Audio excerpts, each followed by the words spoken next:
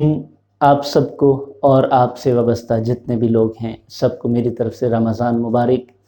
اللہ کریم رمضان کے اس مہینے میں ہمیں وہ تمام نعمتیں وہ تمام سعادات عطا فرمائے جو ہمارے لیے بہتر ہیں، اور یقیناً یہ بابرکت مہینہ ہماری ٹریننگ کا یہ ایک پورا مہینہ ہم اس ٹریننگ سے گزرتے ہیں تاکہ اگلے 11 مہینوں کے لیے تیار ہو سکیں۔ اللہ ہمیں تمام فیض و برکات عطا فرمائے، آمین۔ ناظرین، میں آپ کی خدمت میں، چونکہ رمضان میں ہمارے رویے کیسے ہونے چاہیے، زندگی ہے اور زندگی رویوں کا نام ہے، اور یہ ہمارے معاملات ہیں جو ہم ایک دوسرے سے کرتے ہیں، اور اسی کا نام ہی زندگی ہے۔ ڈان میں 2016 جولائی میں ایک مضمون ایک آرٹیکل چھپا، میں اس کی بات آپ سے کرنا چاہتا ہوں۔ ایک کہانی جو ریئل لائف سے، ایک واقعہ جو ریئل لائف سے اس میں لکھا گیا کہ رمضان میں ہمارے رویوں میں کیا چینجز آنی چاہیے اور کیا آتی ہیں، یہ ہمیں سکھاتا کیا ہے۔ اس کے اوپر یقیناً بہت ساری باتیں ہوتی ہیں، ہو رہی ہیں۔ آپ نے ذرا اس ویڈیو کو اینڈ تک دیکھنا ہے، اور ایک ایسا رویہ جو ہمارے اعمال کو ضائع کرنے کا سبب بن رہا ہے، کہیں ہم اس کا مرتکب تو نہیں ہو رہے۔ اگر ہو رہے ہیں تو ویڈیو دیکھیے اور ان رویوں کو اپنی زندگی میں سے نکالیے تاکہ ہمارے اعمال مستند اور مقبول ہو سکیں۔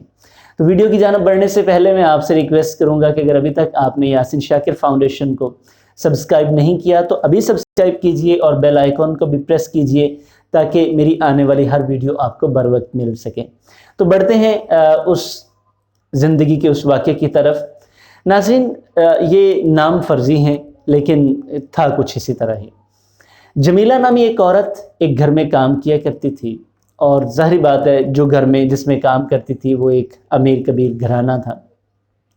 اب امیر گھر کے بچے بھی، ان کے رویے بھی امیروں جیسے ہی ہوتے ہیں، اور میں کوئی مطلب کرٹیسائز نہیں کر رہا، بہت سارے اچھے لوگ بھی ہیں، اور اچھے لوگوں کے رویے اچھے ہوتے ہیں، اور یقیناً جیسا انسان ہوتا ہے ویسا اس کا رویہ ہوتا ہے۔ وہ جمیلہ نامی عورت روزانہ کام کرتی، وہ ایک بیمار خاتون تھی، مطلب 100 عمر کے تقاضے کے ساتھ، جیسے جسم، گھٹنوں میں درد، ٹانگوں میں درد، اور باقی اور چھوٹی چھوٹی بیماریاں جو وقت کے ساتھ ساتھ ہو جاتی ہیں۔ ویسے تو یہ کہا جاتا ہے کہ بڑھاپا بذات خود بہت بڑی بیماری ہے، اولڈ ایج از اے فیٹل ڈیزیز۔ تو اب مجبوری ہوتی ہے، وہ اپنی مجبوری کے تحت کام کرنے کے لیے آتی۔ کام کرتے کرتے عمر کا ایک حصہ ہوتا ہے، انسان کچھ چیزیں بھول بھی جاتا ہے۔ بیمار تھی، روزہ وہ رکھ نہیں پاتی تھی، اور اس کے ساتھ ساتھ کام کرنے ہوتے تھے، اور پھر گرمیوں کا مہینہ۔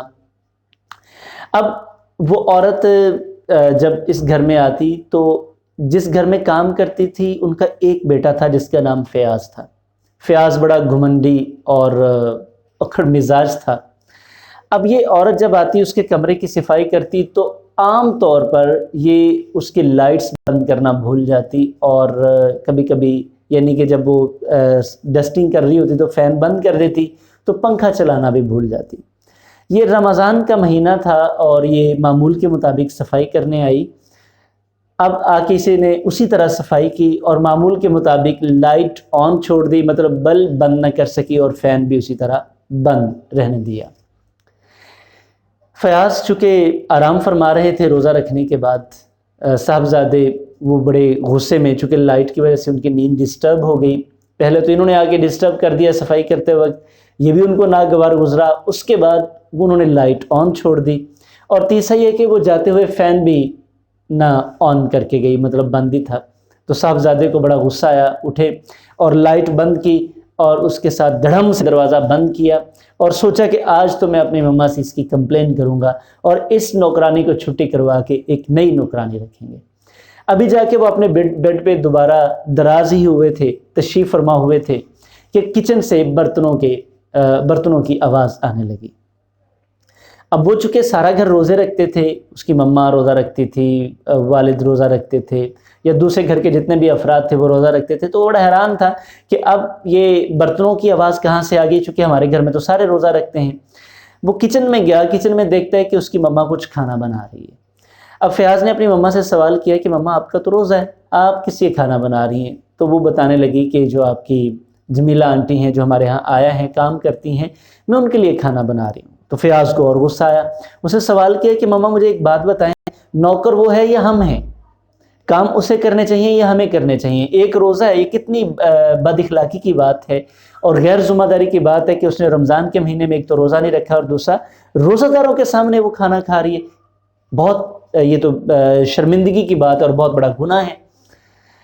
اس کی ماں نے ساری بات سنی اور ساتھ ہی اس نے موقع کو غنیمت جانا اور ماں کو شکایت لگا دی کہ یہ کیسی نوکرانی رکھی ہوئی ہے، اسے آج تک یہ تہذیب نہیں آ سکی کہ جب صفائی کر لینی ہے تو جو لائٹ ہے وہ بند کرنی ہے، پنکھا چلا کے جانا ہے، اس نوکرانی کو فوراً فارغ کرو اور نئی نوکرانی رکھو۔ ماں تھی اور یہ صاحبزادہ تھا۔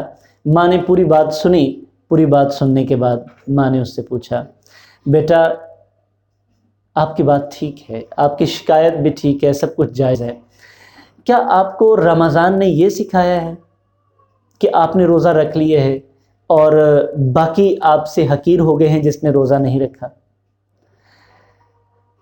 فیاض پھر اپنی بات پہ قائم رہا کہ میں نے روزہ رکھا ہے تو باقیوں کو چاہیے نا اس بات کا خیال کرنا کہ میرا روزہ ہے تو باقی میرا خیال کرے۔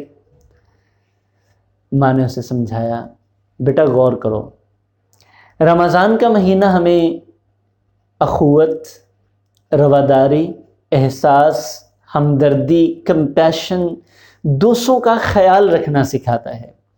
آپ کو نہیں پتہ وہ جمیلہ آنٹی ہمارے لیے کتنا کام کرتی ہے۔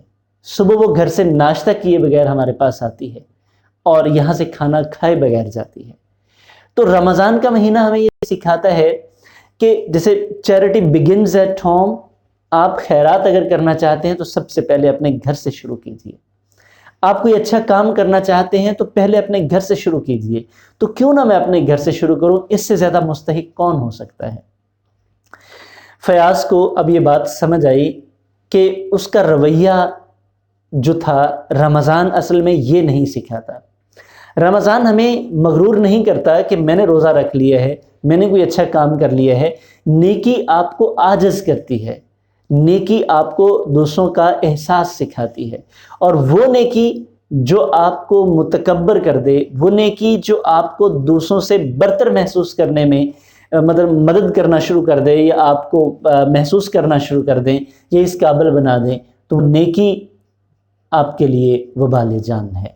اس نیکی سے بچنا ہی بہتر ہے، کیونکہ نیکی تو ہمیں ہمیشہ، نیکی کا تو اجر ہوتا ہے، نیکی تو ہمیشہ جزا ہوتی ہے، لیکن یہ ہمارے لیے سزا بن جاتی ہے جب ہمارے اوپر نیکی کا الٹا اثر ہونا شروع ہوتا ہے، ہم مغرور ہونا شروع ہو جاتے ہیں۔